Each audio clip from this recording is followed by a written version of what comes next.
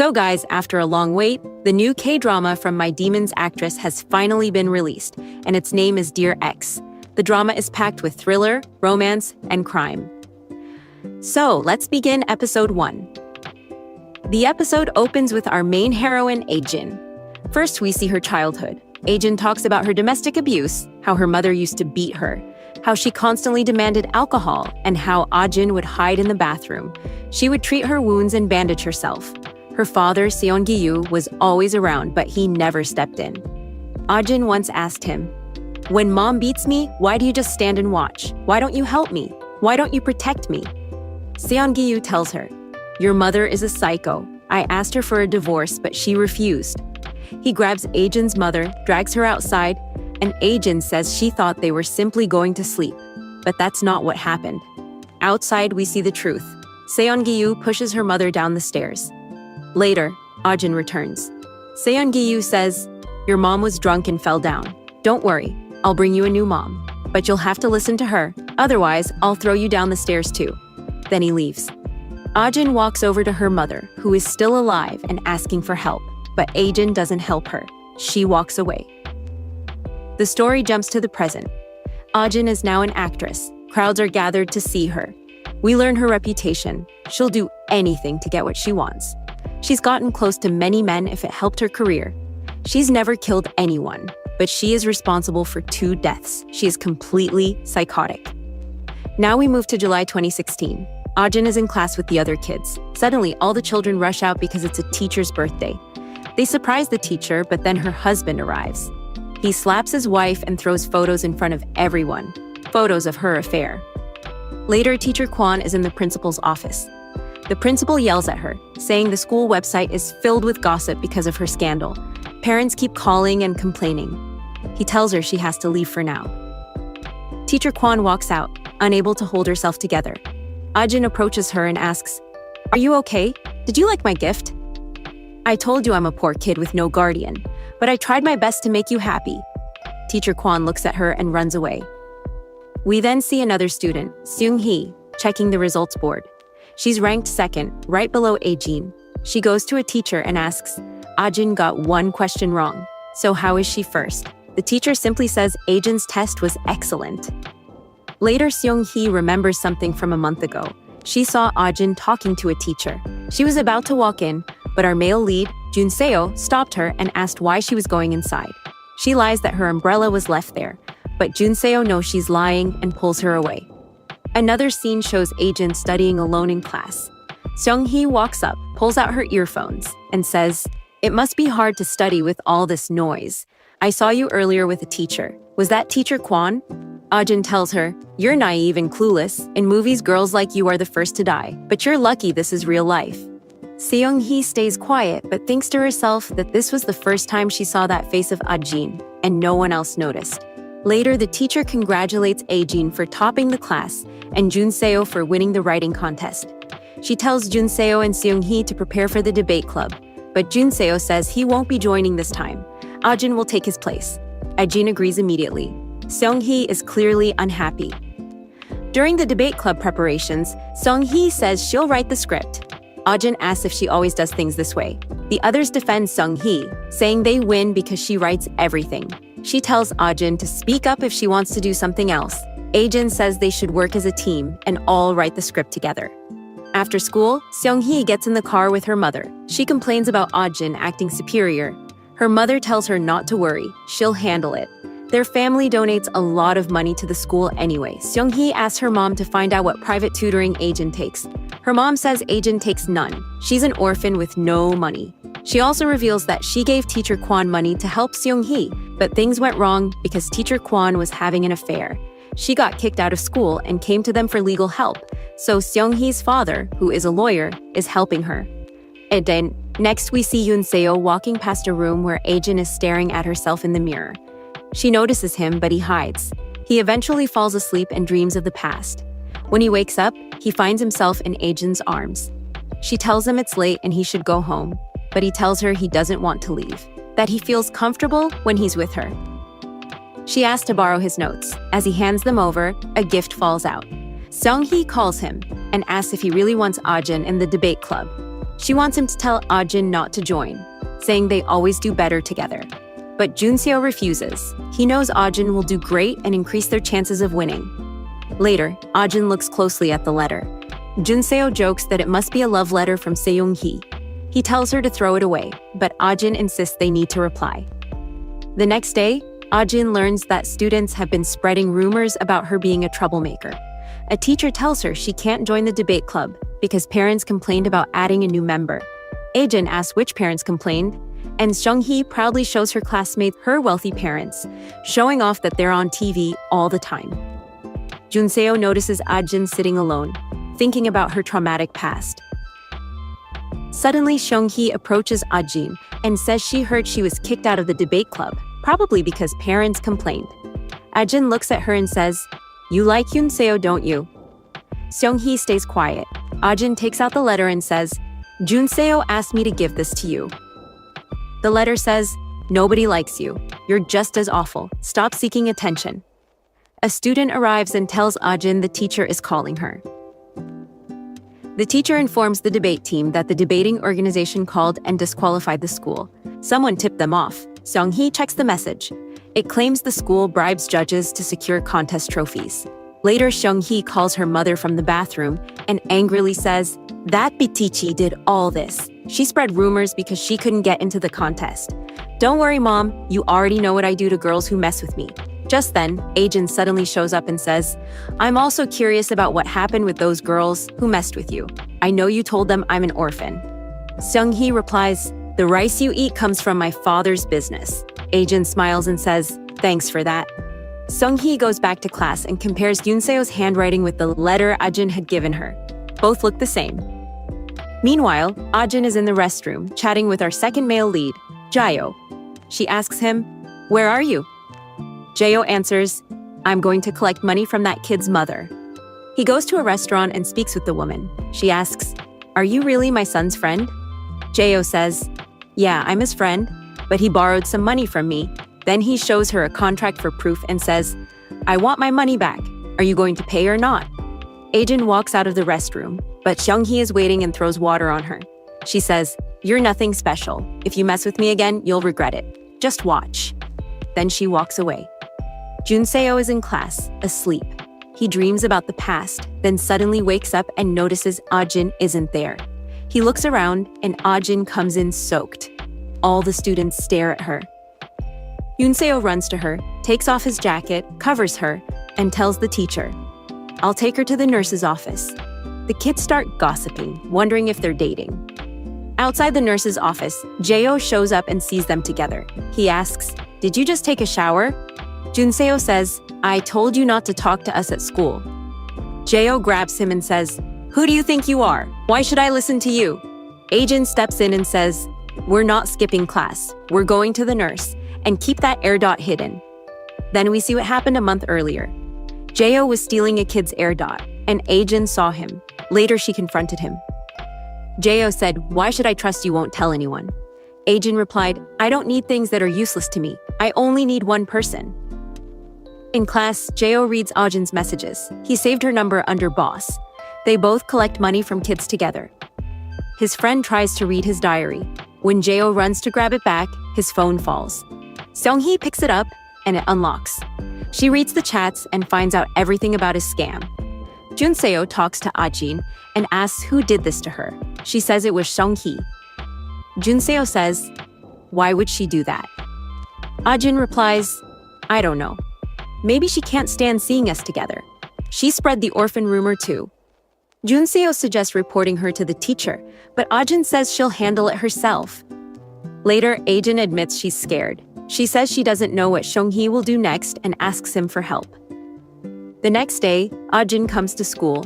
Her friend tells her that everyone now knows what Jayo was doing and that his account got exposed. Ajin goes to meet Jayo. He hesitates at first but then comes out. He apologizes for what happened but says he didn't mention her name. Ajin hugs him, saying she knew he would protect her. Jayo pushes her away and says he's in pain. Ajin looks at him and says, "I don't understand you. Your father beats you all the time, but you never do anything. If I were you, I wouldn't let that happen." Jayo says, "I can't hit my own dad. I'm useless." Ajin tells him he needs to protect himself. What's so wrong with hitting him back? Nearby, Sung-hee watches them and smiles, while up above, Jaro is also watching all three of them. Later, Ajin is in the cafeteria where kids are talking about collecting money for the teacher's wedding. Ajin says she wants to donate too, but suddenly Sung-hee comes in and drops something near her. Kids shout at her. Ajin says it's okay and leaves. Then Ajin gets a call from Jae-yo. Before she can pick up, Sung-hee appears and says, "I know you're his boss. You two collect money together. I'm going to tell everyone. You can't escape now." Ajin looks over and sees Junseo approaching. In the next scene, Junseo talks to Sung-hee. He says she wrote the letter for him, but Ajin replied to it. He apologizes. She says he shouldn't apologize, Ajin should. Junseo then confesses, "I like you, but I don't want you to turn into a bad person. Whatever's going on between you and Ajin needs to stop. She's my friend." Sung-hee agrees and asks, "So, should we start dating now?" Junseo says yes and suggests they go watch a movie. Next, Jae-yo gets a new phone and messages Ajin. She asks who he is, and he says he's Jae-yo, but she replies that she's not okay and needs him. Jae-yo rushes to meet her. She tells him what happened in class and that Seung-hee has his phone and knows everything. She's going to expose them. Jae-yo wants to confront her, but Ajin says there's no point. Jae-yo gets angry and asks why Junseo isn't helping her. Ajin says he can't handle situations like this. Jae-yo tells her he knows she's smart and must have a plan. He asks what he needs to do. Later, when kids are donating money for the teacher's wedding, Ajin also tries to donate, but the girl refuses her money. Ajin asks if it's because she's an orphan. She tells her that Sung-hee was the one who spread the rumors. Then she whispers something, and Sung-hee later tells her friends that she's dating Junseo. Her friends say it's impossible because she spilled something on Ajin just yesterday in the cafeteria. At her locker, Sung-hee Ajin says, "You should be happy. You're dating my friend. He's a good guy, so treat him well." Sung-hee says she understands and tells her she can leave. Ajin gets a message. It tells her what Sung-hee's locker password is. Next, she comes out of the PE department, and right in front of her is Junseo, who is watching her. Suddenly, Seung-hee shows up.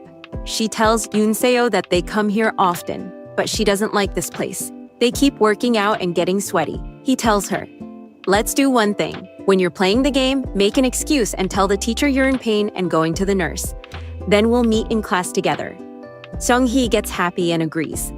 In the next scene, Sung-hee does exactly that. She goes to the teacher and says she's in pain and needs to see the nurse. The teacher allows her to leave. Meanwhile, Ajin notices a teacher talking on the phone. He asks her what she needs. Ajin says she was going to the nurse but saw him and wanted to talk. Seung-hee also enters the class. She looks around, sees something written on the board, erases it, and leaves.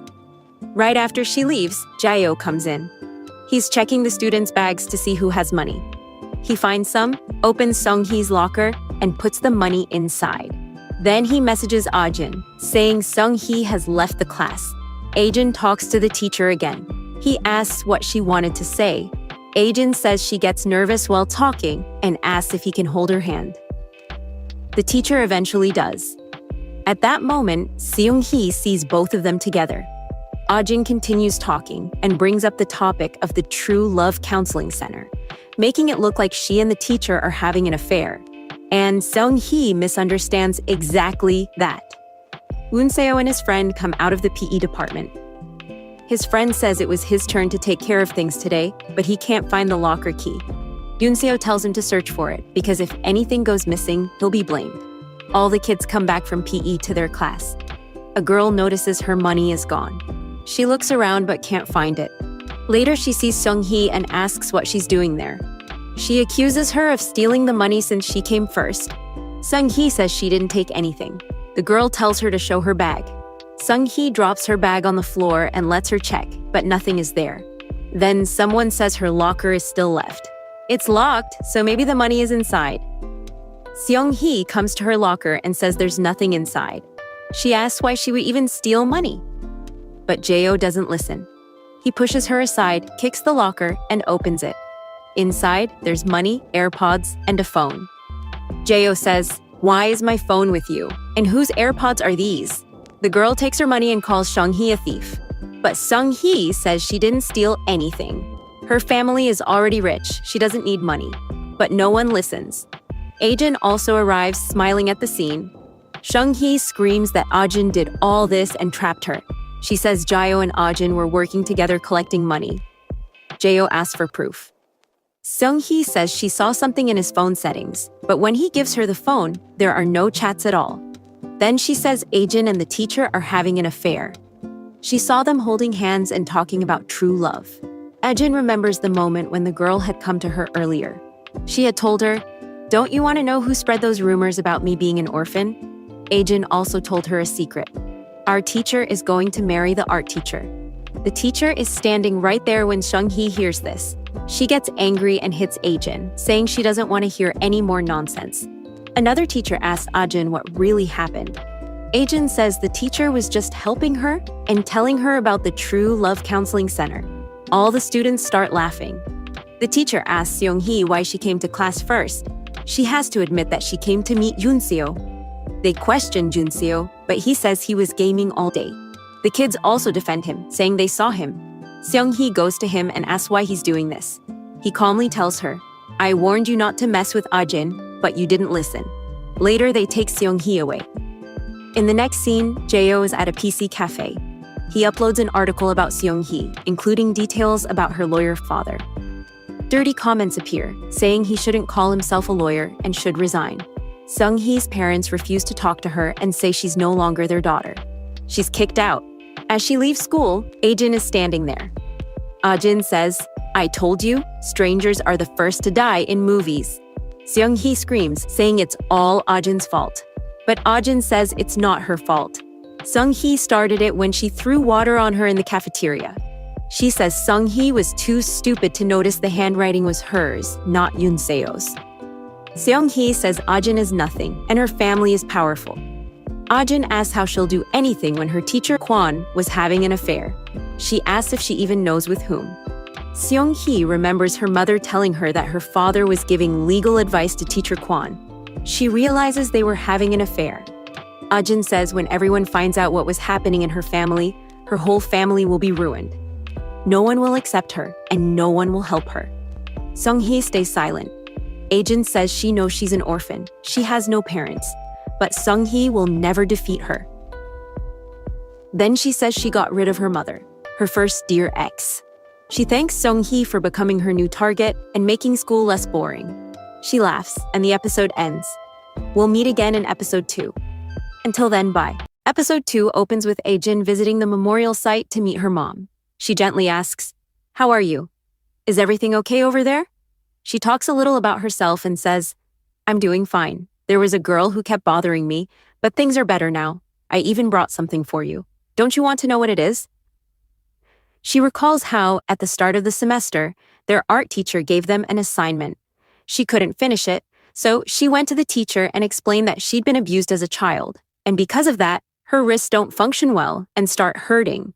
She expected the teacher to think she was lying and refuse to help, but that didn't happen. The teacher showed sympathy and gave her full marks. It was kind of funny. He even recommended a love counseling center. We see that scene here as well. Ajin gives her mother the address and says, "This is my gift for you. Go there, get some counseling, and be reborn as a better person so your daughter can save you. Your daughter isn't going to die like you did. Just watch what I do." Next, we jump to a scene from June 2007. Ajin and her mom step out of the house. Ajin's mom tells her to go into the shop and bring a bottle of water. Ajin does exactly that. But as she's about to leave the store, the owner catches her and accuses her of stealing. She asks where her mother is, but Ajin's mom hides. The following scene shows how Ajin's mom, Semi, died. Soon after, police arrive and take Semi's body away. Seong-gu stands nearby, pretending to be sad. Later, at a funeral for another family, the woman who lost her husband notices Seong-gu smiling at her, and she smiles back. Her name is Ji-seon. Wait. In the next scene, Seong-gu brings Ajin to their new home. He tells her they'll be living there from now on, and that she has a stepmom. They go inside and meet Ji-seon. She greets Ajin, but Ajin doesn't respond. Ji-seon calls her son over and tells him to greet their guest. He turns out to be Yoon-seo. Yoon-seo shows Ajin to her room. She talks to him, introduces herself. and he does the same. Later that night, Yiseon tells Seonggu she doesn't have much money, and even if she sold the house, it wouldn't help. Seonggu says Aejin is a gold mine. They'll use her to make videos and sell them. Though it's unclear what kind of videos he's planning. Jiseon asks if he plans to send her away afterward. He agrees but warns her not to mess with Aejin until then. She's just like her mother, he says. She won't spare you. Seonggu dreams of buying a penthouse near the river with the money. Aejin, who's standing outside, hears everything. In the present, Seonggu shows up in front of Aejin's school. He talks to someone and claims to be a parent, asking where Aejin lives. At the same time, Seonghee walks out and confronts her father about his affair with a teacher. She says she can't stay there anymore, she's dropping out, and she won't let him feel ashamed because of her. As she walks past, she overhears Seonggu mentioning Aejin's name. She stops and asks how he knows Aejin. He says he's her father and asks if she knows where Aejin is. Seonghee looks at him carefully and replies that even a stray dog would be better. Inside the school, Jae-ho hands Aejin Seonghee's diary. It has entries about all the kids, with grades like A, B, and C, and nasty comments written about them. Aejin is graded C. Just then, Aejin gets a call from a classmate telling her that her father is at school. She immediately runs away. Jae-ho also gets a message from his younger brother, telling him their father is home and beating him. Meanwhile, Seonggu storms into the school, yelling for Aejin. He makes a scene in front of all the students. Junseo steps in and tells him he shouldn't be there. Seonggu first pushes him off, but then recognizes him and says he's grown so much. He claims he only came to meet his daughter. Seonghee, excited, asks students where Aejin is, while Aejin quietly watches from nearby, unnoticed. Junseo tells Seonggu to leave and offers him money. Seonggu agrees and leaves. Seonghee questions why he's leaving and reminds him that Junseo isn't his son. Seonggu says Junseo grew up with them, so he considers him a son. Aejin is about to leave too, but she drops the diary at the school gate. Other kids pick it up and discover their own names and the insults written about them. They start cursing Seonghee. Later, Junseo withdraws some money while Seonghee sits beside him. Aejin also watches from a distance. Another woman sits inside a nearby car, then steps out. Her name is Mary, the CEO of an entertainment company. Junseo hands Seonggu the money but warns him never to come near Aejin again. Seonggu asks why he can't see his daughter. He claims he has the right. Junseo says he expected this reaction, so he only brought half the money. The rest will be given when Aejin graduates. He asks Seonggu if he doesn't regret what he did to Aejin. Seonggu gets angry, says he's talking nonsense, and walks away. On the way out, he sees Aejin, touches her hair, and says, "I'll see you later," before leaving. Mary walks up to Aejin and asks if she's Aejin. When Aejin asks who she is, Mary introduces herself and asks if Aejin wants to become a star. She says she can make it happen. Aejin refuses and walks off. Mary asks why, whether another agency contacted her, but Aejin says she's simply not interested. Meanwhile, Jae-ho rushes home. His father is beating his younger brother. Terrified, the boy cries while their father draws a knife, getting ready to kill him. Jae-ho jumps in, begs his father to stop, and tells him to hurt him instead. But his father doesn't listen. He slashes Jae-ho's face with the knife, then tries to strike again, but the blade accidentally turns on him, killing him. Aejin walks home with her guardian, who asks if she's okay and reminds her that seeing her father must have brought back painful memories. He tells her not to think about the past. They've given him the money, and it's over now. He won't be coming here for a while. By the way, Seonghee was with your father. Did she bring him inside the school? Aejin says not to worry. She already took care of her. Later, we see the girls talking to Seonghee. They show her the diary and ask what all this is. Is this what you think about us? Then they start beating her.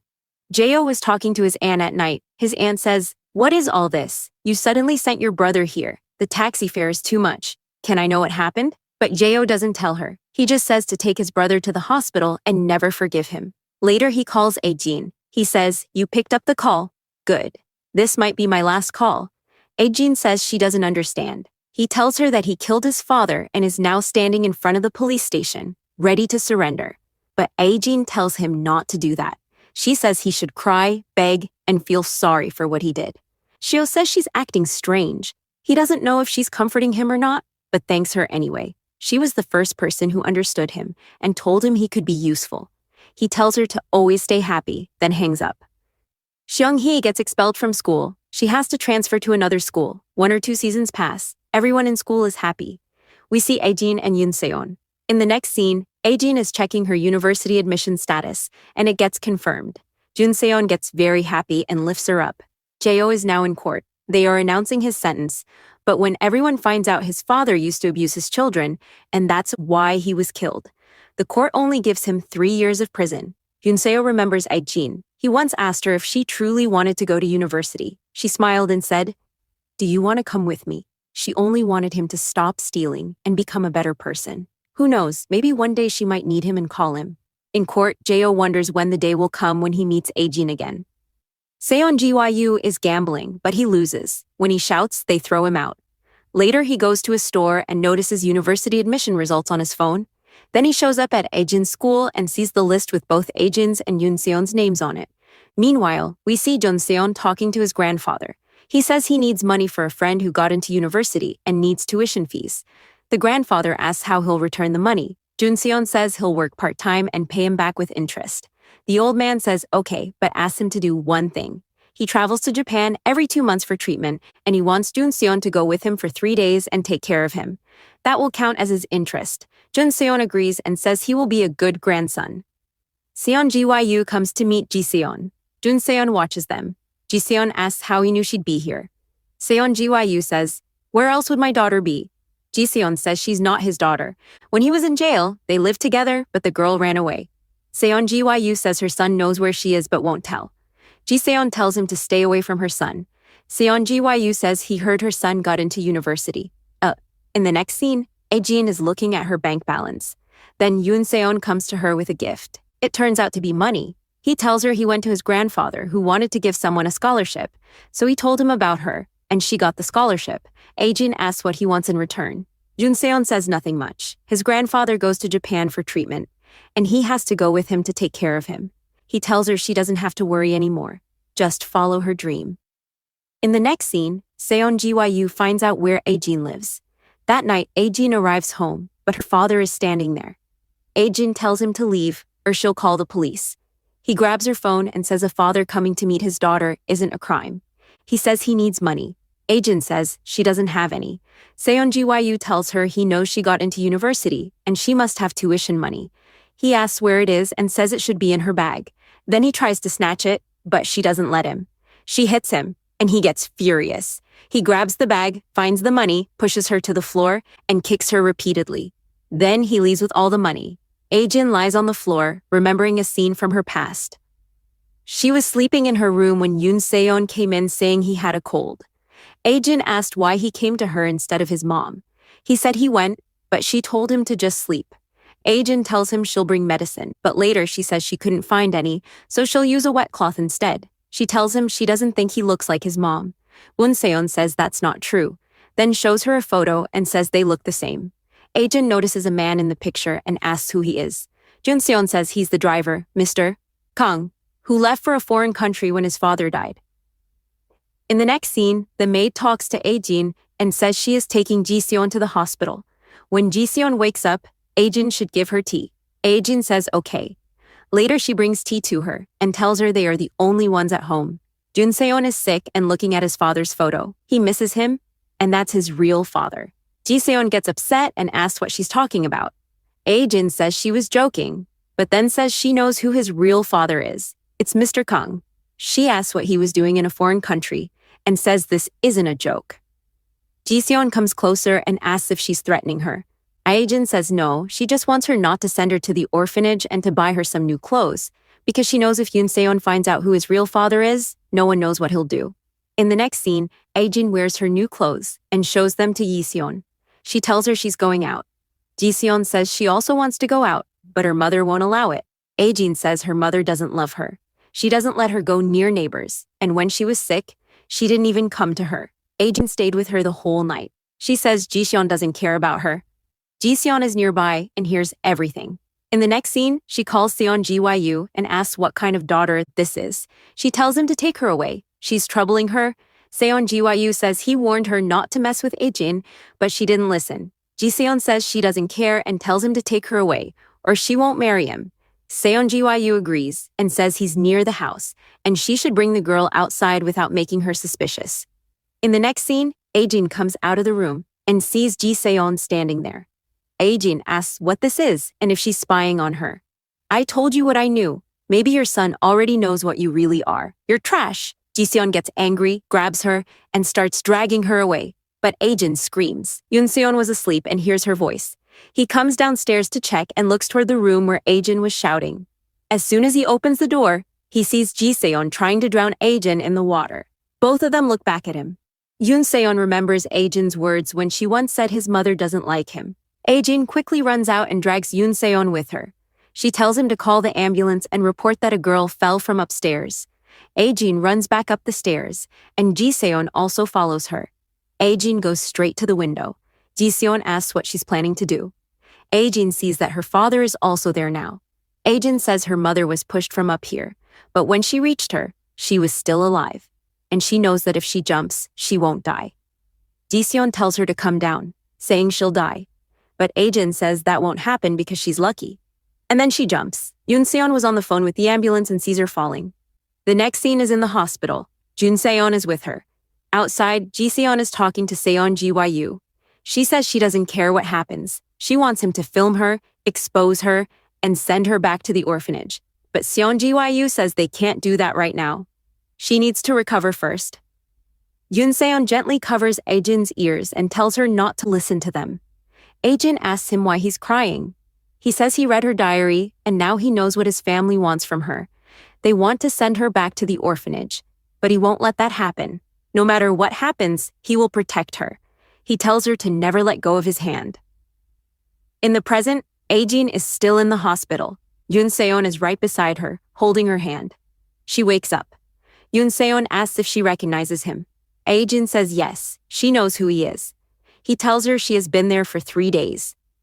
Aejin calls the university admission office, but they tell her that her admission has been canceled because she didn't pay the tuition fee. Her friend calls and tells her that the graduation ceremony is happening tomorrow. She asks if Aejin is coming.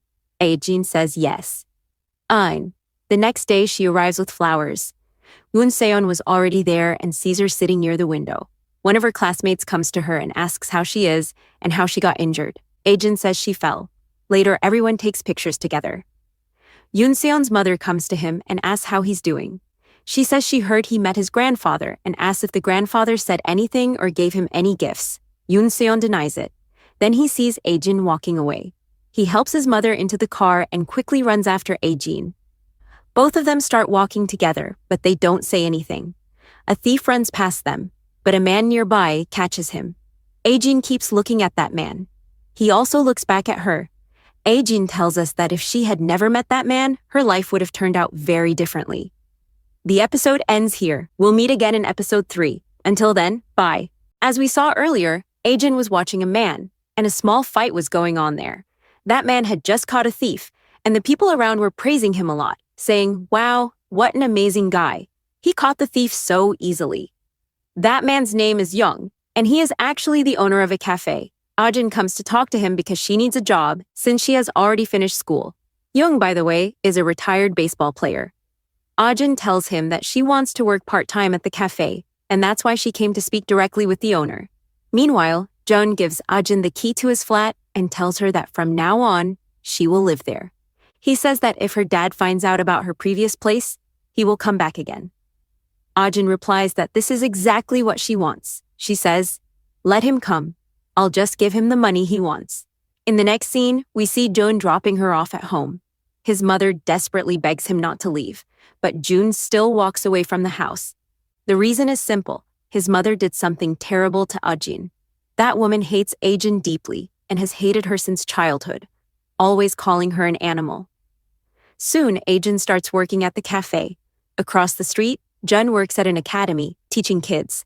One day, 2 students see Aejin and say, "She's so pretty. She must be new here." At the cafe, boys start proposing to Aejin. One of them asks if she has a boyfriend. She says yes. The boy replies, "I'm taller than him, right? Make me your boyfriend instead." Aejin calmly responds that her boyfriend is a very good person. We also see another cafe staff member named Yeonsu. He jokes that so many guys are chasing Aejin and that everyone at the cafe wants her. Someone clicks Ajin's photo and uploads it online on the cafe's website. The picture goes viral, and Ajin becomes extremely popular. Because of this, Mary notices her. She thinks, she's so beautiful, and now she's working in a cafe. A few years ago, I offered her a chance to become an actress, and she rejected it. Look at her life now. Maybe I should approach her again. Ajin's beauty starts making the cafe more popular. Young, the boss, spends most of his day watching baseball because he can no longer play. One of his legs was deliberately broken by another player. From time to time, a man keeps visiting Young to offer him work. Yeonsu says that Young is a good man and that he'll definitely get work again someday. In the evening, Ajin and Yoon are walking together. Ajin asks him, "Why does a good man meet another good man?" Yoon replies, "Maybe he's an angel. Maybe he wants to change his life." Then he says that these small lines are worth remembering, because they will shock her later. Meanwhile, Yoon looks troubled. Boys keep calling the cafe, asking for Ajin's phone number. Yoon refuses and tells Ajin not to work late at night and to go home early. But one of those callers actually shows up outside the cafe, wanting to see Ajin and get her number. Yeonsu pushes him away and drives him off. At the same time, Jun is visiting his father's memorial. His grandfather tells him that he heard Jun left home. Elsewhere, that same crazy man grabs Ajin. He is the one who had come earlier asking for her number. Jun is walking down the same road to meet Ajin and sees that she is about to kill that man. Jun stops her and asks her to come with him instead. Ajin is injured. She says to Jun, "You said you'd do anything for me, right? Then do it. Go kill him." After saying that, she silently walks away. Jun stands there, stunned. He approaches the injured man and tells him not to tell anyone about what happened. He says he's calling an ambulance. Ajin returns home, but her father is already there. He's on the phone, telling someone, "My daughter is very beautiful. We'll make videos of her and sell them. We'll get rich." Then he grabs Ajin and starts beating her. When he finally leaves, Jun meets him outside. Ajin's father warns Jun to stay away from his daughter. Jun goes upstairs, comforts Ajin, and Ajin asks him to hit her. Jun refuses. Ajin hugs him. The next day, Young notices Ajin's injuries and asks how she got hurt. Ajin doesn't say anything. Young tells her that she can use him if she wants to. That word, use, should be remembered carefully because it defines Ajin's personality. She knows how to use everyone. When Young says, "You can use me," that's when Ajin begins planning something truly dark. Young feels deep sympathy for Ajin because she tells him a heartbreaking story. She says her dad works night shifts, comes home during the day, then leaves again at night, and sometimes when he's drunk, he beats her badly. Young starts taking great care of her.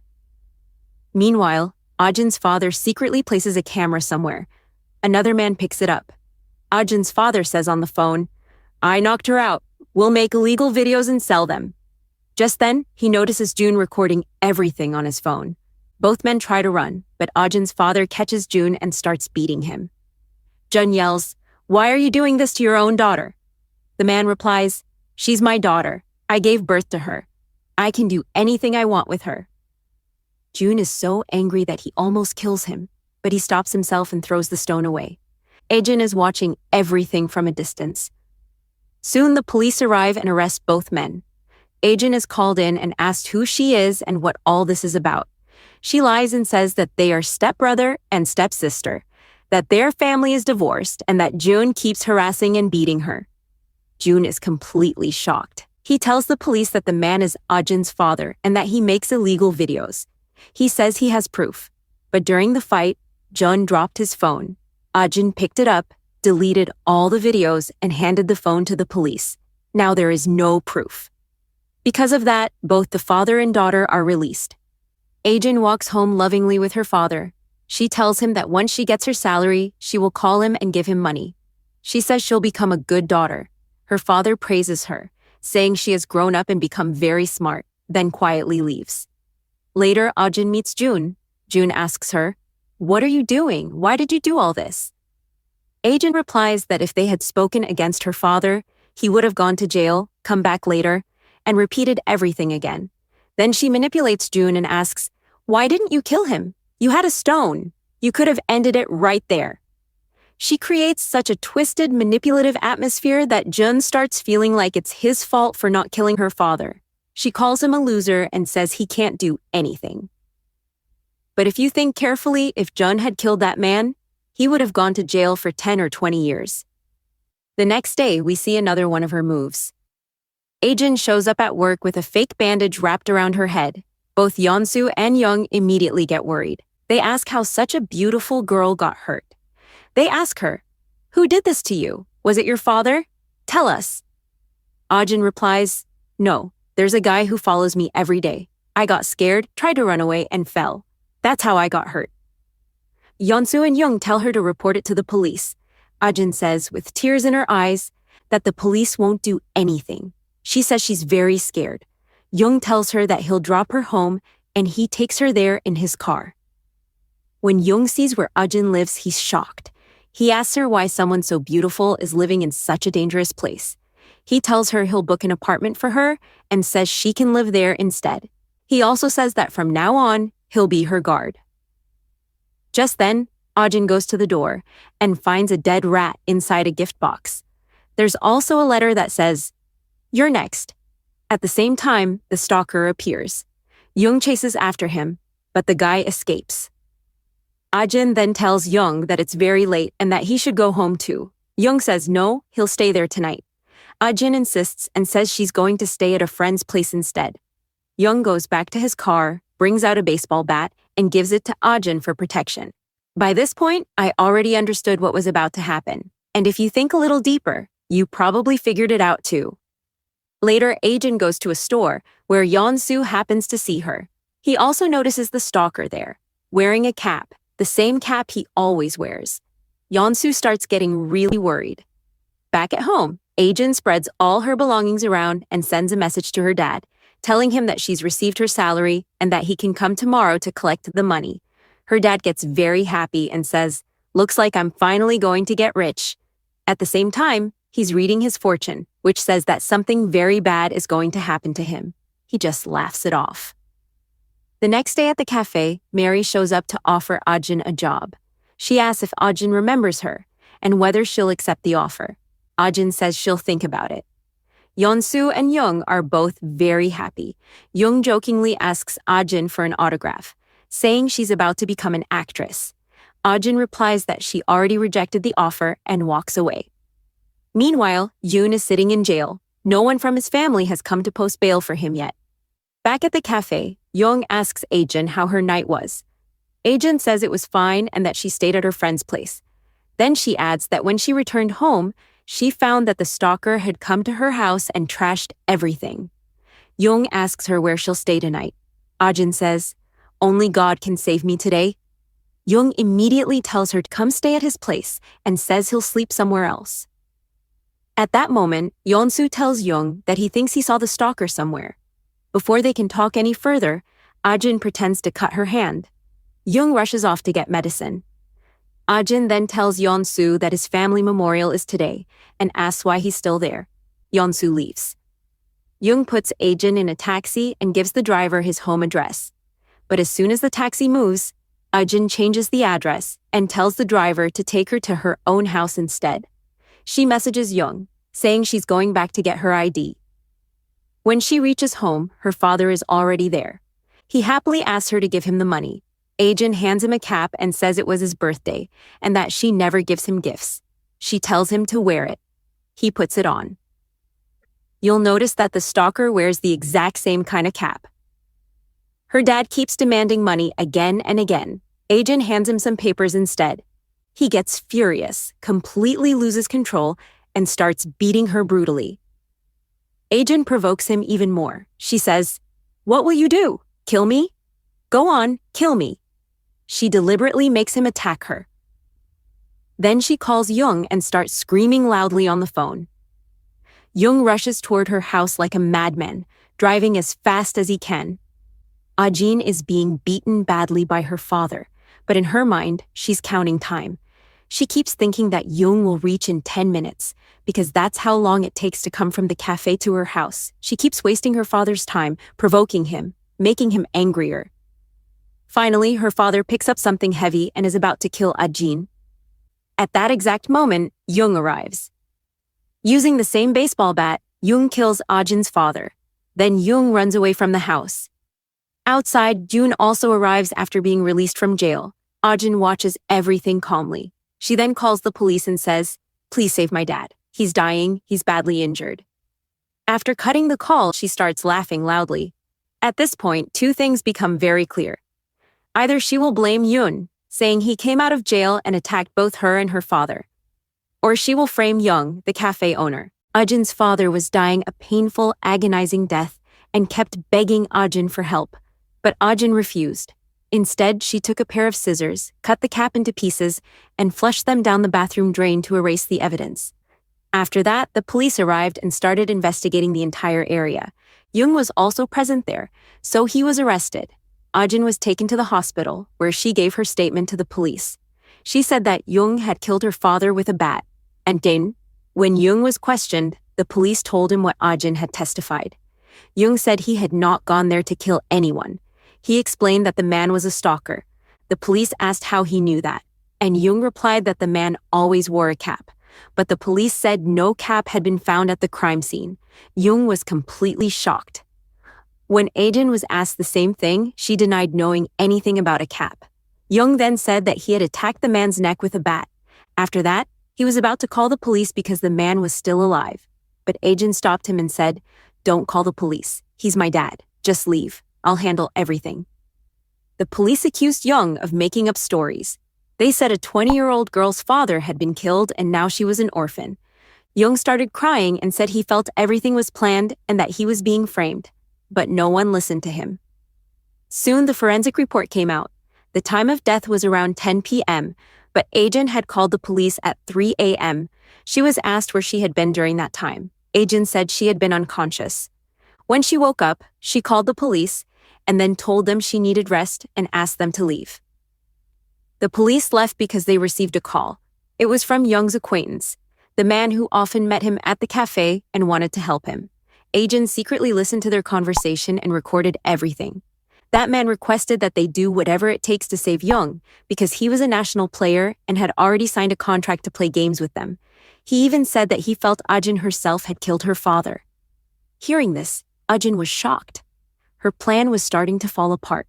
Joan was also sitting there, listening to everything. Later, an officer told Ajin that Jung would be saved because the act would be considered self-defense. Outside, Jung's cafe friend was seen bribing the public to support Jung's release.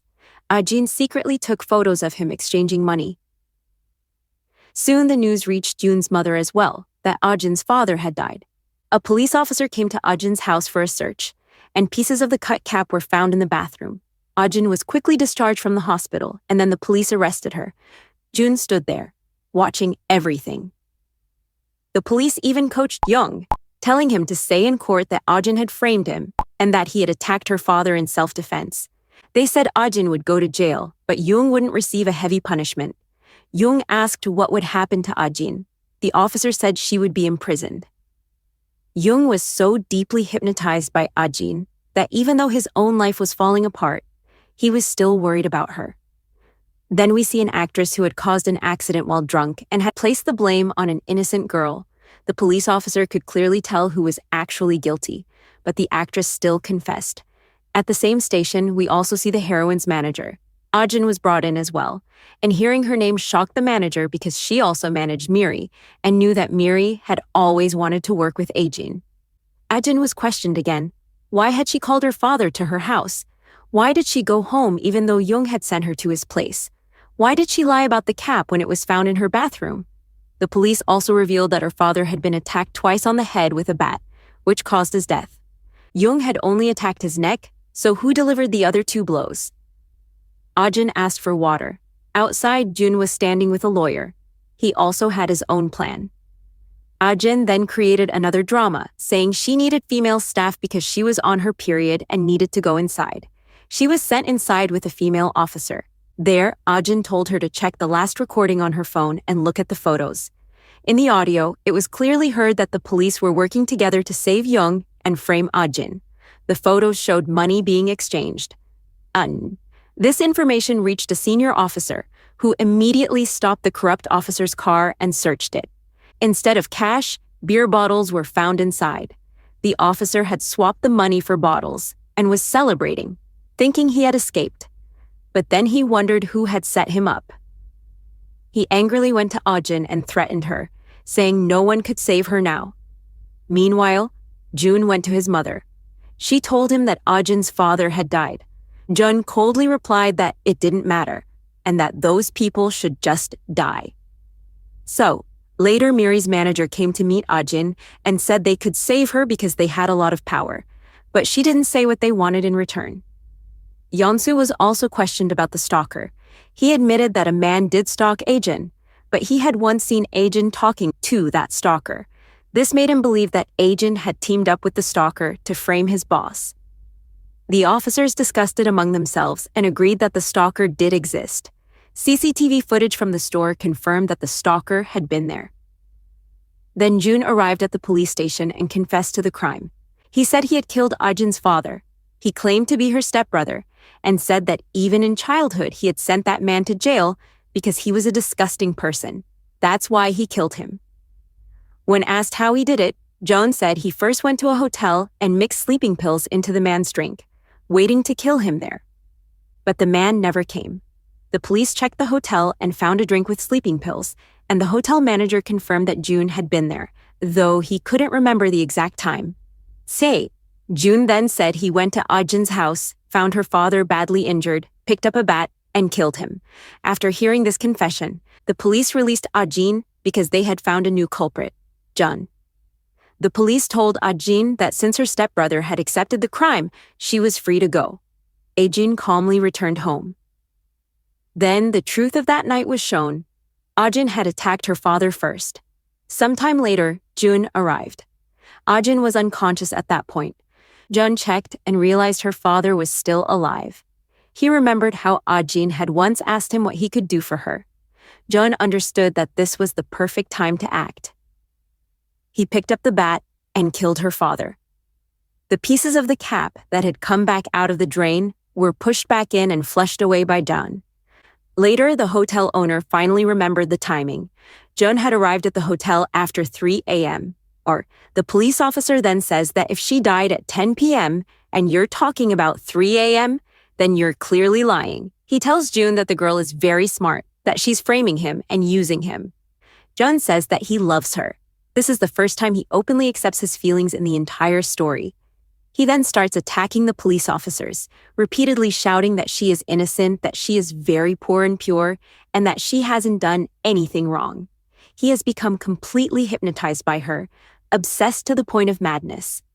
Meanwhile, the case file reaches higher authorities. In the end, Young is officially declared the final criminal, and the officer who took the bribe is also arrested. We then see Miri again. She once more offers Ajin a deal. In exchange, Ajin must stay away from Jun. Miri promises to make her the biggest star in Korea, but on one condition: Ajin can never meet Jun again. If people find out about their affair, her image will be destroyed. If anyone searches her past, everything will come out. So she must forget her past and move forward. Ajin agrees to stay away from Jun. The case is officially closed. However, the case file mysteriously disappears from the police station and somehow ends up with Miri.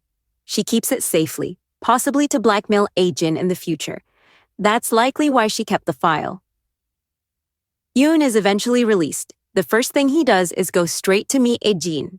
He tells her that her father was insane and that he saved her, but he also accuses her of doing Yoon wrong.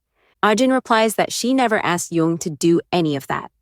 Yoon says that she created the situation that forced Yoon to act. Ajin sarcastically asks if he feels sympathy for Yoon, but not for her. She claims she is innocent and says that she has been wrong since childhood. Yoon grabs her and says that he is there for her, that he will stay by her side, take care of her, and always keep her safe. Ajin coldly tells him to leave and stay away from her. She says he's useless and completely worthless. She taunts him, saying that he couldn't even kill someone for her, and asks what would have happened if he had just taken one life for her instead of talking big. Jun asks if she's abandoning him. He says she has always ruined other people's lives. Ajin tells him to leave and never show his ugly face again. She declares that she's going to become an actress and orders him to get lost. Jun tells her to go ahead and become a star, but wherever she goes, she will always be alone and never truly happy. Ajin replies that she is already unhappy anyway, and then she walks away. June is left behind, saying that he loves her so much, yet she turned out to be like this. Time passes, years go by. The story then shifts to the present, where we see Ajin as a successful actress. She has become the biggest star in Korea. Meanwhile, Young is sitting in prison. His hair has grown long, and he watches Ajin on the screen, murmuring to himself that she really did become a heroine.